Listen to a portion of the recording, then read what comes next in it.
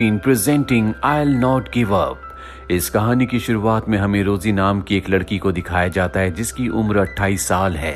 जब वो 18 साल की थी तब वो माइक से मिली थी और आज वही दिन है जिस दिन वो माइक से पहली बार मिली थी। पिछले 10 सालों से वो माइक को जानती है।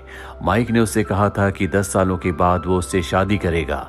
पिछले 5 सालों से माइक और रोजी एक साथ रहते हैं और आज वही दिन है जब माइक को उसे प्रपोज करना है। इसीलिए रोजी बहुत एक्साइटेड होती है। उसकी ब्लेजर की जेब में उसे एक डायमंड रिंग भी मिली होती है जो ब्रेकफास्ट के दौरान वो माइक को दिखाती है और कहती है कि पिछले 10 सालों से मुझे इस पल का इंतजार था। तुम्हें ये पल याद है? मैं बहुत खुश हूँ। माइक कहता है कि ये रिंग मैंने तुम्हारे लिए नहीं ली, ये मेरे क्लाइंट की है, आज मुझे उन्हें देनी है। और ये कहकर माइक वहां से चला जाता है। रोजी का दिल टूट जाता है। जिसके बाद वो टीवी देखती है जहां पर एक आदमी कह रहा होता है, क्या तुम्हारा पार्टनर तुम पर ध्यान नहीं देता? क्या तुम्हारा शरीर हमेशा थका थका रहता है या तुम्हारी जिंदगी में कोई एक्साइटमेंट नहीं है? इसका एक ही कारण है और वो है एजिंग। अगर तुम्हारे साथ भी ये प्रॉब्लम है तो मैजिक चॉकलेट को ऑर्डर करो। और रोजी उस मैजिक चॉकलेट को ऑर्डर करती है। इसके बाद वो अपनी फ्रेंड के पास जाती है जिसकी अगले दिन शादी होने वाली है। उसकी फ्रेंड कहती है कि अगर माइक तुम्हें प्रपोज नहीं करता तो तुम कल शादी के दिन सबके सामने उसे प्रपोज कर देना। रोजी को उसका आइडिया बहुत अच्छा लगता है और अगले दिन सबके सामने वो माइक को प्रपोज करती है। माइक कहता है कि ये हमारी दोस्त की शादी का दिन है, बहुत खास दिन है, हमें इसे खराब नहीं करना चाहिए। ये कहकर वो वहां से चला जाता है। रोजी भी उसका पीछा करती है। वो जानना चाहती है कि माइक के दिल में क्या है। रास्ते में माइक उसे कहता है कि मैं तुमसे ब्रेकअप कर रहा हूँ। ये सुनकर रोजी का दिल टूट जाता है और रोने लगती है। उसने जो मैजिक चॉकलेट्स ऑर्डर की थी वो आ चुकी हैं जो उसी के सामने गाड़ी में होती है। टेंशन और फ्रस्ट्रेशन में वो चॉकलेट्स खा लेती है जिसके बाद उसके अंदर बहुत कुछ बदलने लगता है। कुछ पलों के लिए वो शून्य में चली जाती है और जब वो वापस अपनी सेंसेस में आती है तो देखती है कि उसने अपनी कार से दूसरी कार को हिट कर दिया होता है। वो अपनी कार से बाहर निकलती है, अपने आप को कार के ग्लास में देखती है। वो देखती है कि वो पहले से बहुत यंग हो चुकी है। वो एक बार फिर से अपनी फ्रेंड के पास जाती है। उसकी फ्रेंड जो कि उसे पिछले कई सालों से जानती है, वो समझ जाती है कि ये रोजी तो है लेकिन इसका दिमाग आज से 10 साल पहले यानी कि 17 साल की उम्र में जा चुका है। दरअसल उसकी एज कम नहीं हुई होती लेकिन 10 साल आगे क्या हुआ रोजी को कुछ याद नहीं है। उसका माइंड अब उसी पॉइंट पर है जहां पर 17 साल पहले था। 17 साल की उम्र के बाद उसके साथ क्या हुआ उसे कुछ याद नहीं है। वो सोचती है कि वो अब एक मशहूर पेंटर बन चुकी होगी, वो फ्रांस जाना चाहती थी, वो फ्रांस भी गई होगी। ये सब उसके सपने थे पर उसकी दोस्त बताती है कि तुम कुछ भी नहीं हो। ये सुनकर उसे बहुत दुख होता है। पूछती है कि मैंने 10 साल क्या किया? उसकी दोस्त बताती है कि तुम 10 सालों से माइक को डेट कर रही हो, 5 सालों से उसके साथ रह रही हो और आज उसने तुम्हारे साथ ब्रेकअप भी कर लिया। ये सुनकर उसे बहुत हैरानी होती है। अब माइक भी वहां पर आ जाता है। माइक उससे कहता है कि मैं तुम्हारे साथ नहीं रह सकता। दोनों की लाइफ बहुत मोनोटनस है, हम एक ही रूटीन हर रोज जीते हैं, हमारी जिंदगी में कुछ भी एक्साइटमेंट नहीं है। रोजी कहती कि तुम्हारे साथ रहना भी कौन चाहता है? तुमने अपनी शक्ल देखी है, तुम 34 साल के एक बूढ़े इंसान हो। ये कहकर वो वहां से अपनी दोस्त के साथ पब में एंजॉय करने के लिए निकल जाती है। माइक को कुछ समझ नहीं आता कि रोजी को क्या हुआ, वो कैसे इतनी जल्दी बदल गई। पब में दिखाया जाता है जहां पर रोजी बहुत एंजॉय करती है, उसके अंदर बहुत एनर्जी होती है पर कुछ ही घंटों के बाद उसके अंदर जो चॉकलेट का असर होता है वो पूरी तरह से खत्म हो जाता है। वो एक बार फिर से 28 साल की रोजी बन जाती है। वो अपने आप को पब में देखकर हैरान हो जाती है।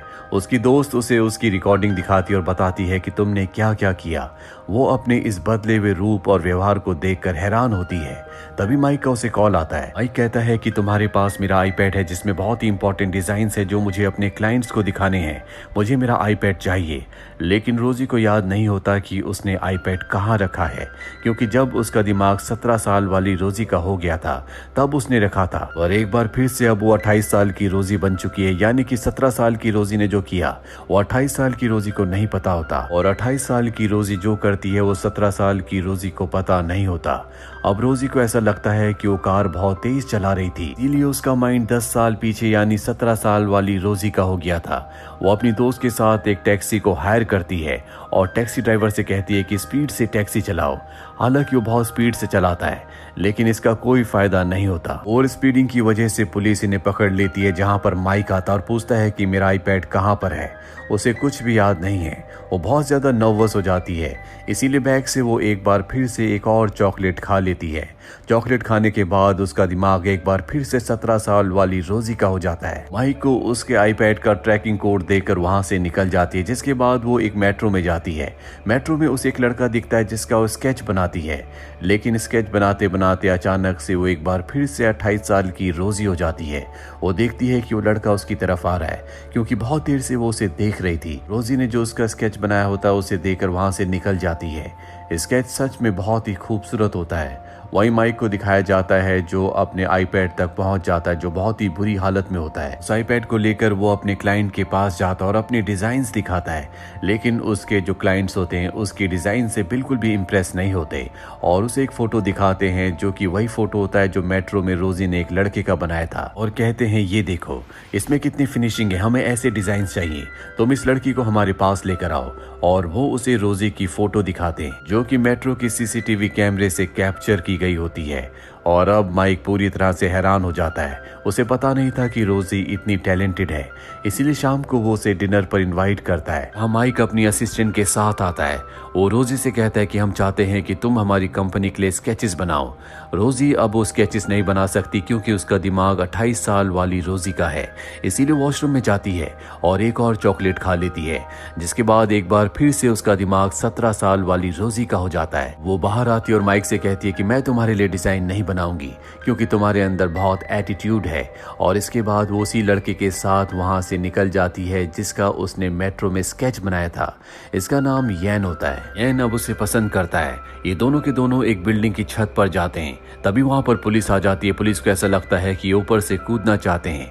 पुलिस इन्हें पकड़कर अपने साथ ले जाती है। यहाँ कुछ देर बाद माइक आता है और रोजी को अपने साथ गाड़ी से घर की तरफ निकल पड़ता है।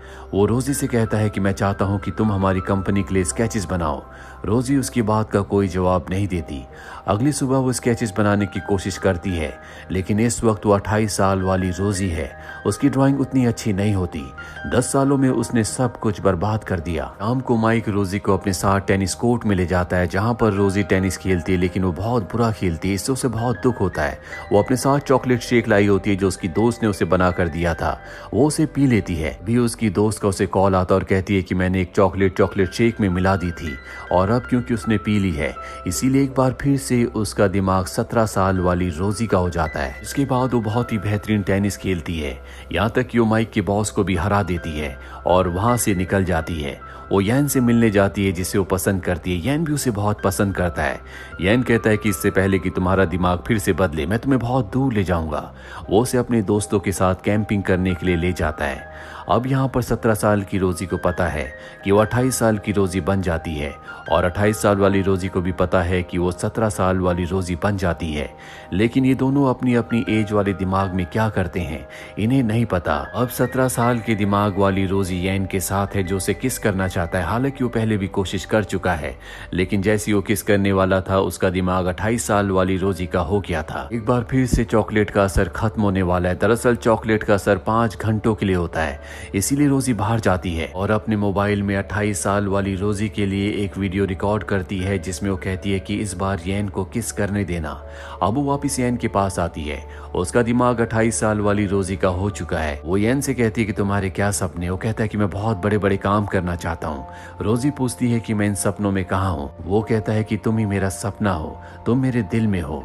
रोजी हमेशा से इसी तरह का लाइफ पार्टनर चाहती थी जो उसे इम्पोर्टेंस दे, जो उसकी केयर करे, ना कि माइक जैसा पार्टनर जो कभी उसकी परवाह नहीं करता था, जिसने अब उसके साथ ब्रेकअप भी कर लिया है। अब जैसा कि 17 साल वाली रोजी ने उसे किस करने के लिए कहा था, वो यैन को किस करके वहां से निकल जाती है।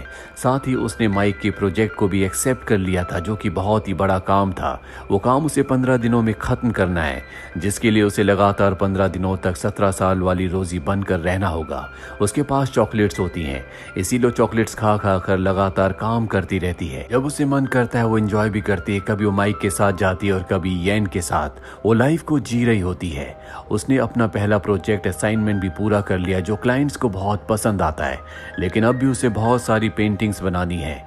वो सभी पेंटिंग्स को बनाते हुए अपने आप को रिकॉर्ड भी करती है ताकि 28 साल के दिमाग वाली रोजी भी पेंटिंग को दोबारा सीख सके, जो कि वो 10 सालों में भूल चुकी है। अब 15 दिन बीत जाते हैं और वो अपने काम को खत्म कर लेती है, जिसके बाद उसकी पेंटिंग की एग्जीबिशन लगती है जहाँ पर माइक का बॉस भी आता है। वहाँ पर जितने भी लोग होते हैं सबको उसकी पेंटिंग बहुत अच्छी लगती है, सब उसकी बहुत तारीफ करते हैं। लेकिन यहाँ पर रोजी और उसकी दोस्त को पता चलता है कि चॉकलेट फैक्ट्री अब डिस्ट्रॉय हो चुकी है, यानी कि अब इनके पास जितनी चॉकलेट्स हैं उन्हीं से इन्हें काम चलाना होगा। वो चॉकलेट्स खत्म होने के बाद कभी भी 17 साल वाली रोजी वापस नहीं आएगी। अब जितने भी लोग एग्जीबिशन देखने आए होते हैं वो कहते हैं कि हम चाहते हैं कि तुम एक लाइव पेंटिंग बनाओ। हालांकि रोजी के पास अब भी चॉकलेट होती है, लेकिन उसे तय करना है कि उसे 17 साल वाली रोजी बनकर पेंटिंग बनानी है या 28 साल वाली रोजी बनकर। इस वक्त उसका दिमाग 28 साल वाली रोजी का होता है। वो तय करती है कि वो अपने अस्तित्व में रहकर ही पेंटिंग बनाएगी और वो पेंट करना शुरू करती है। सच में वो बहुत ही अच्छी पेंटिंग बनाती है, क्योंकि इतने दिनों तक 17 साल वाली रोजी के वीडियोस देखने के बाद, उसके दिमाग में रहने के बाद अब कहीं ना कहीं उसका छुपा हुआ टैलेंट वापस आ चुका है। एग्जीबिशन खत्म होने के बाद वो वापस अपने घर आ जाती है जहाँ पर अब भी उसके पास कुछ चॉकलेट्स हैं।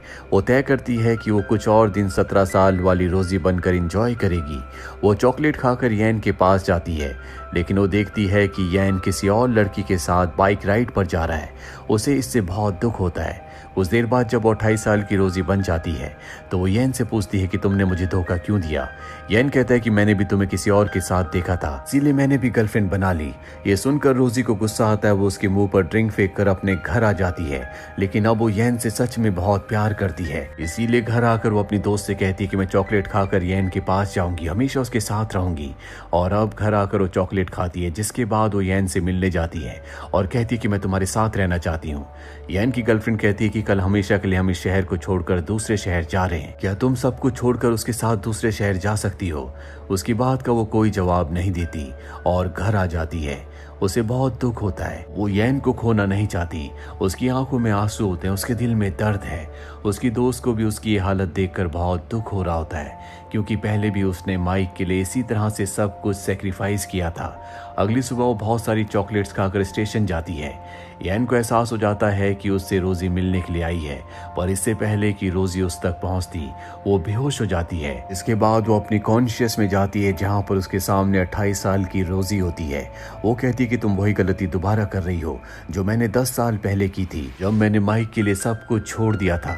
तुमने मुझे जीना सिखाया, तुमने मुझे एक बार फिर से मेरी जिंदगी का मीनिंग दिया और अब तुम फिर से वही गलती कर रही हो। ये सुनकर 17 साल की रोजी उसके पास आती है, लेकिन इससे पहले कि ये दोनों एक दूसरे को टच करते, इनके बीच में एक अदृश्य दीवार होती है जो इन्हें एक दूसरे के पास नहीं आने देती। 28 साल की रोजी कहती है कि तुम मुझसे कभी दूर मत जाना, तुम्हारी वजह से मेरा अस्तित्व है। 17 साल की रोजी कहती है कि मैं तुम्हारे अंदर ही हूँ, तुम्हारी वजह से मैं बाहर आ पाई, क्योंकि कहीं ना कहीं मैं तुम्हारे दिल और दिमाग में हमेशा थी, हूँ और रहूंगी। इसके बाद 17 साल की रोजी गायब हो जाती है। ठीक उसी पल 28 साल की रोजी को होश आता है, जो कि हॉस्पिटल में होती है। अब कुछ महीनों बाद दिखाया जाता है कि रोजी अपने करियर में बहुत कामयाब हो चुकी है। येन उसकी कामयाबी देखकर बहुत खुश होता है। साथ ही माइक को एहसास हो चुका है कि उसने पास्ट में बहुत गलतियां की थी। रोजी उसके लिए एक बेहतरीन लड़की है और वो भी रोजी से बहुत प्यार करता है। इसीलिए एक बोर्ड लेकर वो रोजी के घर के आसपास भागता है, जिसमें लिखा होता है, क्या तुम मेरी जिंदगी में वापस आओगी। मीडिया भी सब कुछ कवर कर रही होती है। रोजी विंडो से उसे देखती है और उसके चेहरे पर मुस्कुराहट आ जाती है। हो सकता है कि रोजी उसके प्रपोजल को एक्सेप्ट कर ले। ये कहानी हमें सिखाती है कि कभी हमें अपनी जिंदगी पर किसी को कंट्रोल नहीं करना चाहिए, किसी के लिए अपने सपनों को नहीं छोड़ना चाहिए, क्योंकि हर कोई उगते हुए सूरज को ही नमस्कार करता है, कोई डूबते हुए सूरज को नमस्कार नहीं करता। अगर हम अपनी जिंदगी में कामयाब हैं तो हम वो हर चीज हासिल कर सकते हैं जो हम हासिल करना चाहते हैं। हर कोई हमारी रिस्पेक्ट करेगा, जो हर इंसान चाहता है। उम्मीद करते हैं कि ये कहानी आपको पसंद आई होगी।